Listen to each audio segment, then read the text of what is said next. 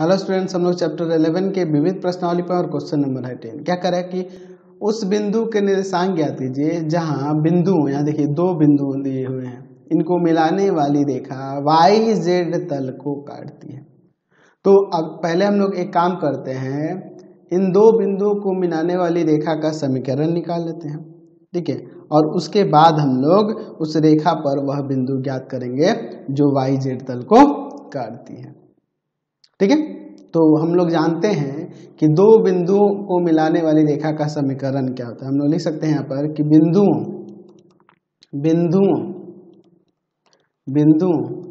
x1 y1 z1 तथा x2 y2 z2 को मिलाने वाली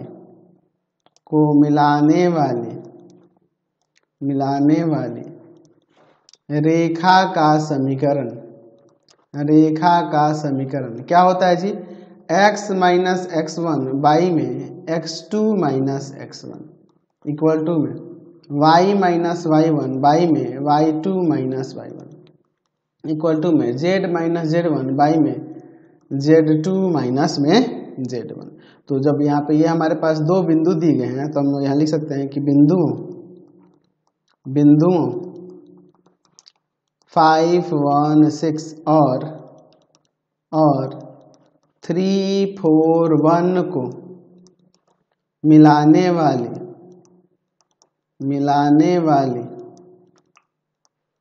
रेखा का समीकरण क्या हो जाएगा? x माइनस, देखो ये x1 y1 z1 और इसको x2 y2 z2 ले लेते हैं, तो x माइनस x1 बाई में x2 माइनस x1, ठीक है। y माइनस y1 बाई में y2 minus y1, z minus z1 by में z2 माइनस z1, ठीक है। तो यहाँ आ जाएगा x माइनस 5 बाई में माइनस का 2, y माइनस 1 बाई में 3, z माइनस 6 बाई में माइनस 5। इसे हम लोग k मान लेते हैं, ठीक है। तो हमें x y z का यहाँ से वैल्यू मिलेगा, यानी कि उस रेखा पर स्थित प्रत्येक बिंदु मिल जाएगी हमें, ठीक है। तो यहाँ से x minus 5 by minus 2 equal to k कर लेंगे, y minus 1 by 3 equal to में k कर लेंगे, z minus 6 by minus 5 equal to में k कर लेंगे। तो यहाँ देखो हो जाएगा x माइनस 5 इक्वल टू में माइनस का 2k और माइनस 5 उधर जाके प्लस का हो जाएगा, तो यानी x इक्वल टू में आएगा माइनस का 2k प्लस 5। अच्छा, y माइनस 1 इक्वल टू में 3k, यानी y इक्वल टू में आ जाएगा 3k plus 1, z minus 6 equal to में माइनस का 5k, यानी कि z इक्वल टू में आ जाएगा माइनस का 5k प्लस में 6। तो हमें रेखा पर स्थित प्रत्येक बिंदु मिल जाएगा k के वास्तविक मानों के लिए। k की जगह यहाँ 1, 2, 3, 4 ये जो भी रखेंगे वो सभी के सभी बिंदु आपके उस रेखा पर स्थित होंगे, ठीक है। लेकिन हमें वह बिंदु निकालना है जो YZ तल को काटता है, ठीक है। तो पहले हम लोग लिख देते हैं यहाँ से कि ये जो मिल रहा है XYZ का वैल्यू, इसी रूप में कोई भी बिंदु होगा उस रेखा पर, है ना। तो लिखेंगे रेखा पर स्थित बिंदु minus 2k plus 5, 3k plus 1, minus 5k plus 6k रूप में होगा, इसी रूप में होगा, जो भी बिंदु होगा इसी रूप में होगा। अच्छा, चूंकि YZ तल को काट रहा है ना, चूंकि रेखा YZ तल को काटती है, तो YZ तल को काटती है तो x नियामक उसका 0 ना होगा, तो x नियामक यहाँ है माइनस का 2k प्लस में 5, तो यहाँ माइनस 2k इक्वल टू में माइनस 5, माइनस माइनस काट देंगे तो यहाँ k इक्वल टू में आ जाएगा 5 बाई में 2, ठीक है। k का मान क्या आ जाएगा? 5 बाई में 2। अब इसके बाद हम लोग देखते हैं, तो k का मान 5 बाई 2 आ गया, समझे ना बात को। तो यहाँ से अब देखिए इसमें k का मान 5 बाई 2 रखेंगे तो क्या हो जाएगा, माइनस का 2k प्लस का 5 है, तो ये तो 0 आ जाएगा इसको रखने में, क्योंकि x नियामक 0 होता है, तो इसको निकालने की जरूरत भी नहीं है। माइनस का 2k प्लस 5 इक्वल टू में 5/2 करेंगे तो 0 आ जाएगा, है ना। k का मान यहाँ पे 5/2 लेंगे, माइनस का 2k प्लस 5, यहाँ k का मान 5/2 लेंगे तो ये तो 0 हो जाएगा, क्योंकि देखो yz तल को काटता है तो x नियामक 0 होगा, तो इन दोनों को ही खाली निकालना होगा। 3k plus 1 equal to 0, 3k के जगह पे आ जाएगा 5/2 और प्लस में 1, एलसीएम ले लेते हैं 2, तो यहाँ हो जाएगा 15 और प्लस 2 17/2। और है माइनस का 5k प्लस 6, यानी माइनस का 5 k के जगह पे आ जाएगा 5/2 और प्लस में 6, एलसीएम लेते हैं 2, माइनस का 25 और प्लस में यहाँ पर हो जाएगा आपका 12, तो कितना आ जाएगा, यहाँ आ जाएगा माइनस का 13/2, माइनस का 13/2 हो जाएगा। तो अब हम लोग यहाँ पर लिख सकते हैं, इसलिए यहाँ जो अभिष्ट बिंदु होगी यहाँ लिख सकते हैं, अतः अभिष्ट बिंदु का निर्देशांक तो x नियामक तो 0 हो जाएगा, y नियामक यहाँ पर हमें मिल गया है 17/2, है ना, और z नियामक माइनस का 13/2, यही आपका आंसर हो जाएगा। समझ गए। चलिए नेक्स्ट क्वेश्चन देखते हैं। 11 नंबर कह रहा है कि उस बिंदु के निर्देशांक ज्ञात कीजिए जहां दो बिंदुओं को मिलाने वाली रेखा ZX तल को काटती है। पिछले वाले क्वेश्चन की तरह ही है, सेम उसी टाइप का क्वेश्चन है, वहाँ YZ तल को काट रहा था, यहाँ ZX तल को काट रहा है, एक ही जैसा क्वेश्चन है। चलिए देखते हैं इसको। हम लोग अभी देखे थे कि दो बिंदुओं को मिलाने वाली रेखा का समीकरण क्या होता है, तो हम लोग यहाँ लिख सकते हैं कि बिंदु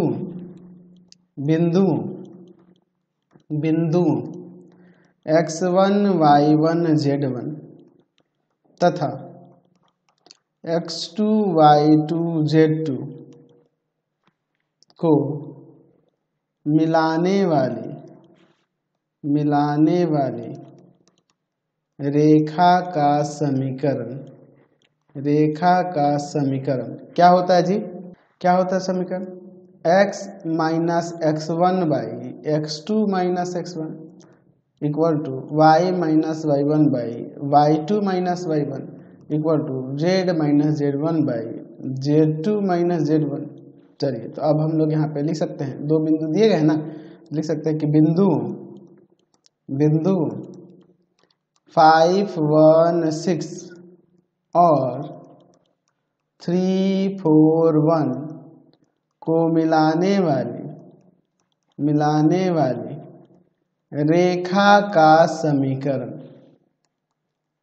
क्या हो जाएगा, x माइनस 5 बाई में 3 माइनस 5, निर्देशांक भी वही दे रखा है, देख रहे हो ना, y माइनस 1 बाई में 4 माइनस 1, z माइनस 6 बाई में 1 माइनस 6। तो यहाँ पे हो जाएगा आपका x माइनस 5 बाई में -2, y माइनस 1 बाई में 3, z माइनस 6 बाई में -5। हम लोग इसे k मान लेते हैं, ठीक है, और फिर एक एक करके सबको अलग करते हैं। देखिए क्या हो जाएगा, x minus 5 by -2 equal to में k, y minus 1 by 3 equal to में k, z minus 6 by -5 equal to में k। ये जाकर उधर मल्टीप्लाई करेगा तो x माइनस 5 इक्वल टू में -2k, ये जाकर उधर प्लस का हो जाएगा तो x इक्वल टू में -2k प्लस में 5, है ना। यहाँ हो जाएगा आपका y माइनस 1 इक्वल टू में 3k, यानी y इक्वल टू में 3k प्लस 1। यहाँ देखिए फिर z minus 6 equal to minus का 5k, यानी z इक्वल टू में माइनस का 5k प्लस 6। ठीक है, तो हम लोग अब ये लिख सकते हैं कि रेखा पर स्थित बिंदु का, यहाँ लिख देते हैं कि रेखा पर बिंदु -2k plus 5, 3k plus 1, -5k plus 6k रूप में होगा। ठीक है, अच्छा हमारे पास दिया हुआ है कि रेखा ZX तल को काटती है, जेड एक्स तल को काटती है तो वहाँ पे इसका वाई नियामक 0 हो जाएगा, यानी कि 3k + 1 = में 0, यानी 3k = में माइनस का 1, यानी k = में आएगा -1/3। ठीक है, चलिए तो वाई नियामक तो 0 होगा, इन दोनों को हम लोग निकालते हैं। माइनस का 2k + 5 यानी माइनस का 2, k की जगह -1/3 और प्लस में 5। एलसीएम ले लेते हैं 3, तो यहाँ आ जाएगा प्लस का 2 और प्लस का 15, 15 यानी कि 17/3। फिर दूसरा इसको लेते हैं माइनस का 5k + जेड वाले को, तो माइनस का 5, k का वैल्यू यहाँ पर क्या हो जाएगा माइनस का 1/3 और प्लस में 6। एलसीएम ले लेंगे 3, तो 5 और यहाँ पर 18 यानी कि 23/3। तो इसलिए लिख सकते हैं अतः अभिष्ट बिंदु का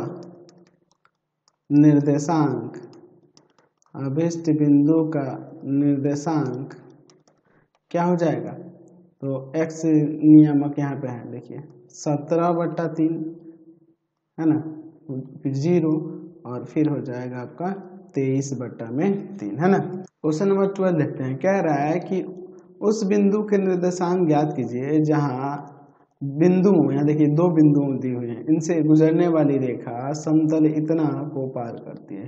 तो पहले हम लोग इन 2 बिंदुओं से गुजरने वाली रेखा का समीकरण निकालें। तो हम लोग जानते हैं कि बिंदु अभी हमने फॉर्मूला दिखा 2 क्वेश्चन में पिछले, x1 y1 z1 और x2 y2 z2 से होकर जाने वाली या गुजरने वाली भी लिख सकते हैं, जाने वाली रेखा का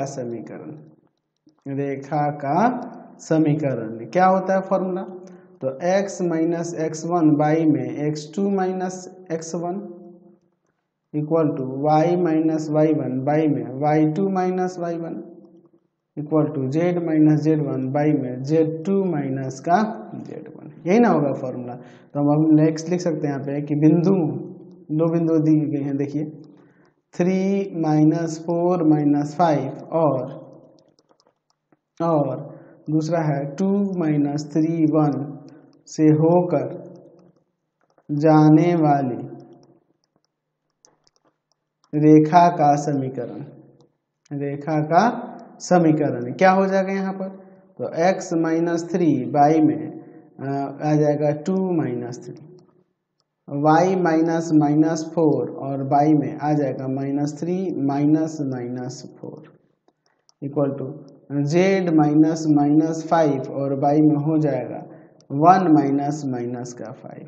चलिए अब इसे सॉल्व करते हैं। x - 3 y में माइनस का 1 हो जाएगा, y + 4 और y में यहाँ पर हो जाएगा, मेरे को माइनस में प्लस, तो प्लस का 4 माइनस का 1 आ जाएगा, और z + 5 y में यहाँ माइनस में प्लस यानी 6 आ जाएगा, इक्वल टू में क्या हो जाएगा, यहाँ पर हम लोग k से मान लेते हैं।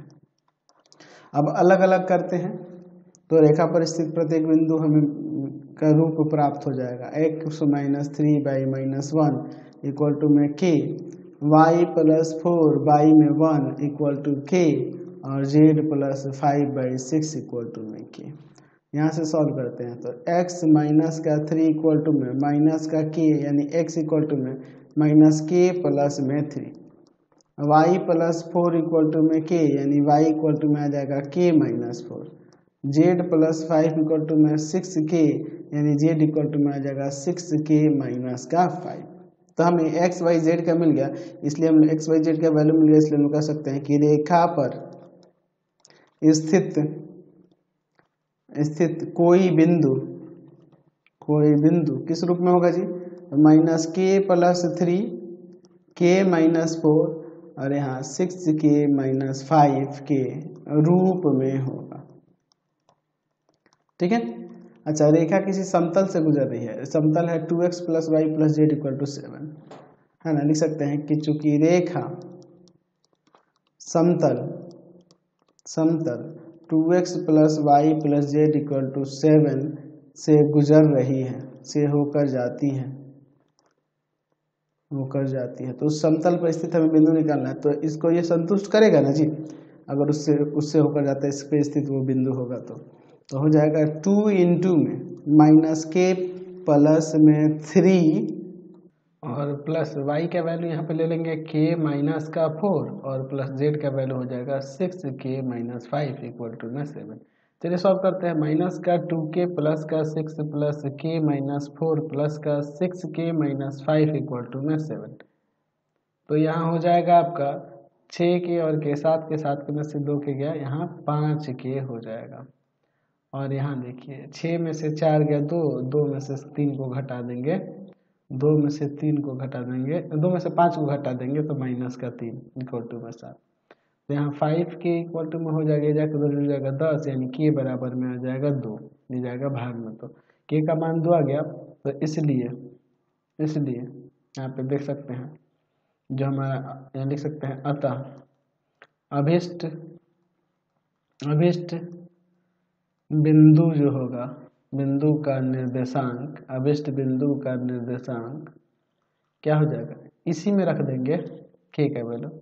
माइनस का 2 प्लस 3 2 माइनस 4 6 इंटू में 2 माइनस 5, यानी यहाँ हो जाएगा 1, यहाँ माइनस 2 और 6 2 12, 12 में से 5 गया आपका 7 हो जाएगा। तो 1 माइनस 2 7, समझ गए। चलिए क्वेश्चन नंबर 13 देखिए क्या कह रहा है कि बिंदु -1 3 2 से जाने वाले तथा समतलों इतना और इतना से इतना में से प्रत्येक पर लंब समतल का समीकरण, यानी कि इस बिंदु से जाता है और इन दोनों समतल पर लंब है, उस समतल का हमें समीकरण ज्ञात करना है। तो हम लोग अगर मान लो ये बिंदु दिया है और दिक् अनुपात हम ए बी सी ले लें तो समतल का समीकरण क्या हो जाएगा। तो यहाँ लिख सकते हैं कि बिंदु -1 3 2 से होकर जाने वाले समतल का समीकरण क्या हो जाएगा। तो हम लोग ए बी सी डी का अनुपात ले लेते हैं, तो हो जाएगा a इंटू में x माइनस x1, यानी कि यहाँ +1 आ जाएगा, प्लस b इंटू में y माइनस y1 और प्लस c इंटू में z minus z1 equal to में 0। जहाँ लिख देंगे कि जहाँ a b c दिक् अनुपात है, समतल के लंब का दिक् अनुपात है, समतल के लंब का दिक् अनुपात है, दिक् अनुपात, समझ गए। चलिए तो ये हमारे समतल का समीकरण होगा। अब हमें करना क्या होगा कि यहाँ पर हमें ए बी सी का वैल्यू रखना होगा निकाल कर। कैसे निकालेंगे, तो हमें हमारे पास दिया हुआ है कि जो समतल है इस पर और इस पर दोनों पर लंब है, ठीक है। तो हम लोग यहाँ पे लिख सकते हैं, कि हम जानते हैं कि समतल a1x plus b1y plus c1z equal to plus d1 equal to 0 कर लेते हैं, ठीक है, प्लस d1 इक्वल टू 0 और दूसरा समतल a2x plus b2y plus c2z plus d2 equal to में 0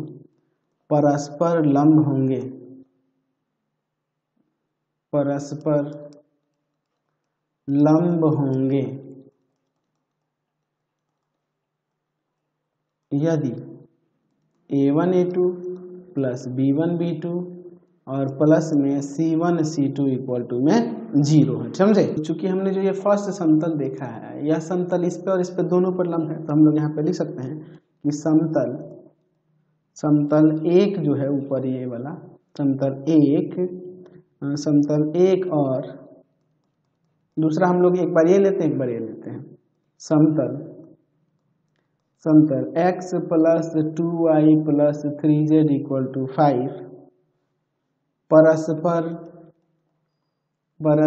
लंब है।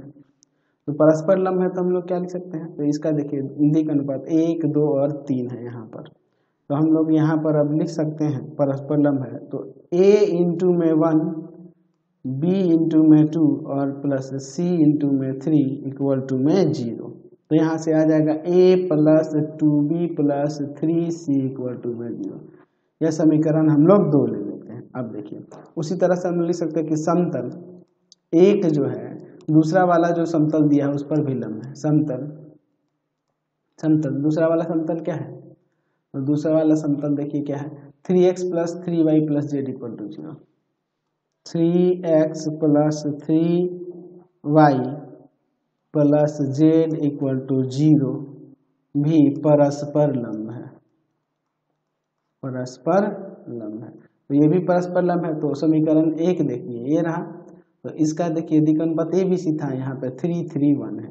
तो आ जाएगा आपका a इंटू में 3 प्लस b इंटू में 3 प्लस c इंटू में 1 इक्वल टू 0। यानी यहाँ आ जाएगा 3a प्लस का 3b और प्लस का c इक्वल टू में 0। ये समीकरण 3 ले लेते हैं। समीकरण 2 और 3 से हम लोग a b c निकालते हैं ब्रजगुणन विधि से। समीकरण 2 तथा समीकरण 3 से क्या हो जाएगा, यहाँ पर देखिए यहाँ a ले लेते हैं, यहाँ b ले लेते हैं, यहाँ c ले लेते हैं। ठीक है, अब देखो इसके बाद क्या करेंगे। तो इसके नीचे यहाँ पर हम लोग b और c के गुणांक को लेंगे, b c। यानी देखो यहाँ पर हो जाएगा 2 3 3 1। यहाँ पर हम लोग लेंगे c और a के गुणांक को। तो यहाँ देखो 3 1, यहाँ हो जाएगा आपका 1 3। ठीक है, चलिए अब इसके बाद यहाँ पे देखो, यहाँ a और b के गुणांक को 1 3 ना, a का गुणांक यहाँ पे 1 है, इसमें 3 है। 1 3, b का गुणांक देखो 2 3, ये ना हो जाएगा। चलिए आगे सॉल्व करते हैं। यहाँ पर तो आ जाएगा आपका a बटा में 2 माइनस का 9, b बटा में 9 माइनस का 1 और c बटा में 3 माइनस का 6। हम लोग क्या करते हैं, इसे k मान लेते हैं। चलिए अब आगे देखिए, तो यहाँ a बाई माइनस का 7, b बाई 8 और यहाँ c बाई माइनस का 3 इक्वल टू में k। तो a इक्वल टू माइनस 7 के हो जाएगा, b इक्वल टू में 8 के हो जाएगा, c इक्वल टू में माइनस का 3 के हो जाएगा। तो a b c का मान समीकरण 1 में रख देते हैं। a b तथा c का मान समीकरण 1 में रखने पर, समीकरण 1 में रखने पर, तो समीकरण 1 क्या था, a इंटू में x plus 1 plus b into में y minus 3 plus c into में z माइनस 2 इक्वल टू में 0। ठीक है, तो a का वैल्यू यहाँ पर रखते हैं माइनस का 7k इंटू में x प्लस 1, b का वैल्यू रखते हैं 8k इंटू में y माइनस 3 और c का वैल्यू है माइनस का 3k। ठीक है, माइनस का 3k इंटू में z माइनस का 2 इक्वल टू में 0। चलिए तब यहाँ से देखिए क्या हो जाएगा, k कॉमन कर लेते हैं तो हट जाएगा, माइनस 7 इंटू में x प्लस 1 आ जाएगा, प्लस का 8 इंटू में y माइनस 3 आ जाएगा, माइनस का 3 इंटू में z माइनस 2 इक्वल टू 0। यहाँ हो जाएगा माइनस का 7x माइनस 7 प्लस का 8y माइनस का 24 प्लस का 8y माइनस का 24 है ना, और माइनस का 3z प्लस का 6 इक्वल टू में 0। तो यहाँ से क्या हो जाएगा, देखो माइनस का 7x प्लस का 8y माइनस का 3z और ये देखो इसमें से इसको घटा देंगे तो माइनस का 1 और ये माइनस 24 माइनस का 25 इक्वल टू, माइनस कॉमन कर लेते हैं तो प्लस का 7x माइनस का 8y प्लस का 3z प्लस का 25 इक्वल टू में 0। यही आपके समतल का समीकरण हो जाएगा। समझ गए, कोई दिक्कत नहीं है। तो फिलहाल प्लस का 25 है ना जी, यहाँ प्लस का 25 है, माइनस कॉमन किए, ये ना हो जाएगा। तो फिलहाल इस वीडियो को यहीं पे एंड कर देते हैं। नेक्स्ट वीडियो में आगे क्वेश्चन देखेंगे। आपको हमारे 3 चैनलों को सब्सक्राइब करना होगा। पहला है path finder classes Chhapra, path finder classes Chhapra.